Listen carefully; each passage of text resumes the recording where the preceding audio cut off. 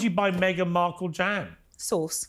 And that makes you happy. I mean, you actually sit there and you look gleeful. It does, yeah. And that is... It does, you know why? And that's really shame. No, because I don't we were talking about humanity. No, I don't want them... We were talking about humanity. I don't want them making money out of being royals. You don't want them while they're simultaneously trashing the royals and damaging the monkey. You want to see that woman in the gutter. No, actually, I don't really care about her so much. I don't care about her so much. Look, she's gone back to California. She's got what she wanted. She took her prince and she's milking him dry. I don't care. Listen, it's not that surprising. Wallis Simpson did it to Edward, right? It's fine.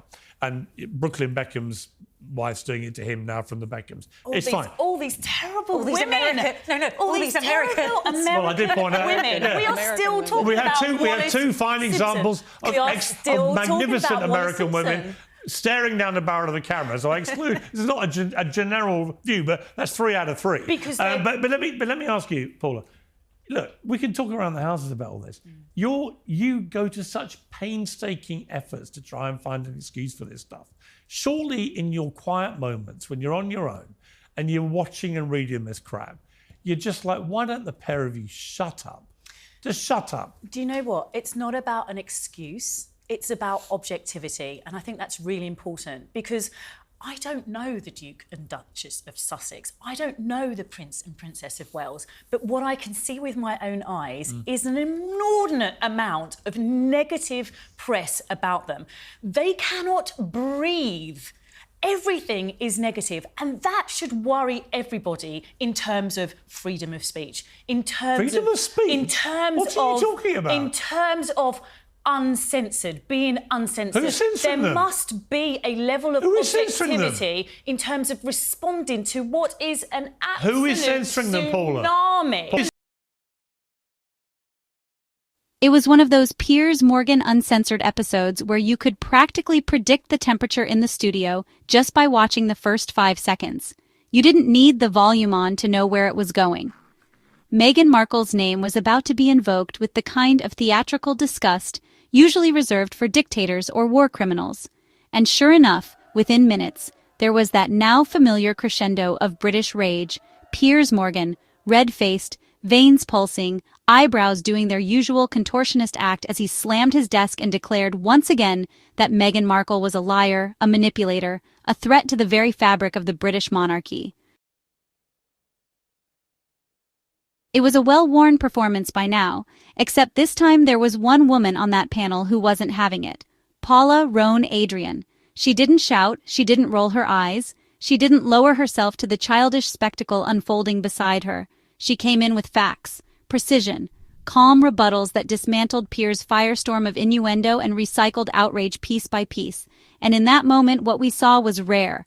Someone finally calling out not just the hypocrisy of the British press, but the obsession they've cultivated around Prince Harry and Meghan, a machine powered by bitterness, control, and fear of change. Because that's what this has always been about, hasn't it? Control. The monarchy is not just a family. It is a brand, a business, a centuries-old PR campaign selling tradition and obedience to the public while demanding complete submission from those trapped inside it. And when Prince Harry dared to leave the stage, when he stepped out of line, when he walked away from that gilded cage with his wife and child, the institution did what it does best, retaliated. But what they hadn't expected was the strength and grace of Meghan Sussex. They hadn't expected that this woman, biracial, American, outspoken, would not only endure their cruelty, but challenge the very institution that had tried to bury her. And ever since, they've unleashed their dogs. Piers Morgan became the face of that campaign, weaponizing airtime to attack Meghan with an obsession that should frankly concern a therapist. He has turned her name into a trigger for his own relevance, his own ratings, and sadly, his own unresolved bitterness over being ignored by a woman who never owed him her time or affection. Let's not forget that Piers Morgan's vendetta against Meghan began the night she decided not to engage with him anymore. He told the story himself, proudly, like some scorned suitor left at the pub waiting for a reply that never came. And instead of moving on, instead of letting it go, he transformed that personal rejection into a national campaign of public humiliation. Every panel, every headline, every chance he gets, And while he cloaks it in concern for the monarchy or claims he's protecting Queen Elizabeth's legacy, the truth is far less noble. This is about ego. This is about a man who couldn't handle being dismissed and has used his platform to make her pay for it ever since. But Meghan is not a villain. She is a survivor. A woman who endured relentless abuse at the hands of the British press, who was blamed for everything from Prince Harry's freedom to the weather in Sussex, and who still managed to carry herself with poise and dignity when others would have crumbled. And thank heavens for people like Paula Adrien, because when she pushed back against Piers's narrative, she wasn't just defending Meghan. She was defending truth, defending Black women who are constantly painted as aggressive when they assert themselves, defending the right of a man, Harry, to protect his family, even if that means walking away from a system that no longer serves them. Paula reminded everyone that the treatment of Meghan by the press and the institution was not equal. It wasn't fair, and it wasn't normal. She brought receipts, from the racist headlines to the double standards between Meghan and Kate. Where Kate cradled her baby bump and was glowing, Meghan did the same and was called narcissistic. Where Kate closed her own car door and was hailed as relatable, Meghan did the same and was mocked as breaking protocol. The examples are endless. The bias was blinding. And for once, someone on that panel refused to play dumb about it. Let's talk about Harry, too. Because, somehow in all this noise, the man at the center of this has been reduced to a caricature. They call him weak, whipped, lost. But here's what they won't say. Prince Harry did what every father and husband should be applauded for. He protected his wife when no one else would. He stood up against an institution that failed his mother and tried to destroy his family. He saw history repeating itself, the tabloids hounding Meghan just as they did Princess Diana, and he chose differently. He chose life over duty. He chose love over lineage. That's not weakness. That's courage. That's the kind of masculinity we should celebrate. And yet, the British media, especially figures like Piers Morgan, have tried to strip him of his agency, portraying him as a puppet controlled by his wife. Because in their world, a man supporting his partner is unthinkable. In their world, love is only valid when it's silent and obedient. But here's the uncomfortable truth. What really bothers people like Piers and the institutions he defends is that Harry and Meghan chose truth. They chose to expose the ugly underbelly of royal life, the silence, the cruelty, the institutional racism, and they did it on their own terms. The Oprah interview was not a declaration of war. It was a cry for understanding. And instead of listening, the press declared open season.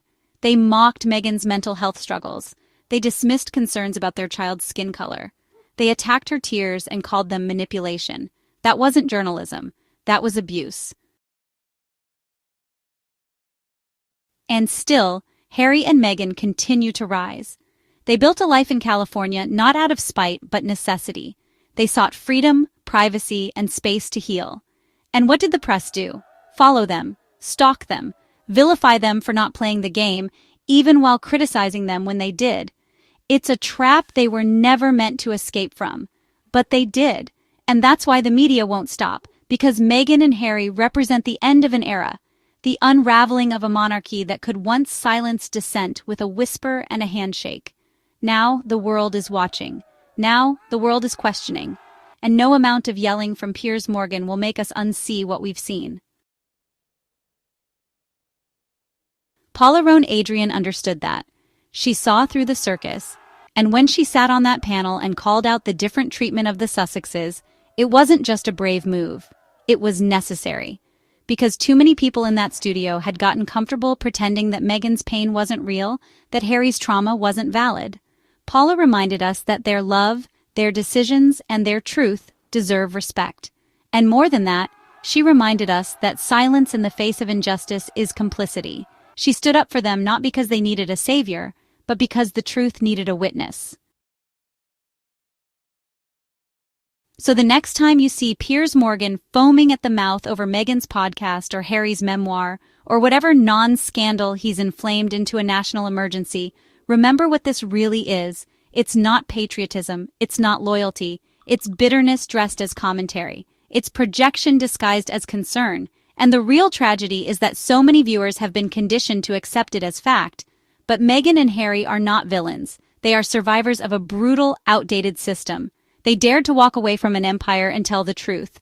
And for that, they were vilified. But history will remember them differently. Not as traitors, but as trailblazers. Not as rebels, but as revolutionaries. And people like Paula, those who used their voice when it mattered most, will be remembered too. As allies, as truth-tellers, as the people who dared to say enough.